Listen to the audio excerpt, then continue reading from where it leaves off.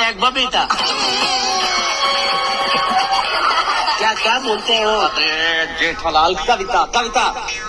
यह बोल रहा हूँ कि वो इतने फालतू हीरोइन थी, उसकी जगह पे आपको होना चाहिए था उसमें हीरोइन। अच्छा, हाँ, so sweet। आप ना बहुत वो हो।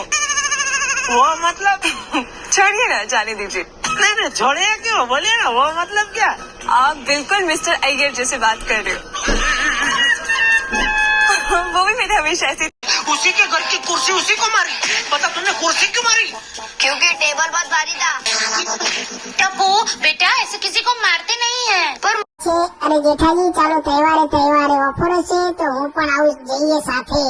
ત્યાં પાછા દયાજી બોલે છે, જેઠાભાઈની સાથે તો હું જ જઈશ વીરકુપામાં ખરીદી કરવા માટે. ત્યાં બંટી બબલી કહે છે, તમે બધા મારી ગાડીમાં બેસી જાઓ, અમે તમારે પણ ખરીદી કરવા માટે વીરકુપામાં જ જઈએ છીએ. ત્યાં ખજૂર ભાઈ બોલે છે કે 10 વર્ષથી અમે ખરીદી કરીએ છીએ, અમે ત્યાં જ હાજર તમને જોવામાં મળશું વીરકુપા જ્વેલર્સમાં. તમે બધા આવો, આપણે સાથે મળી ચા નાસ્તો પણ કરીશું અને ખરીદી પણ કરીશું.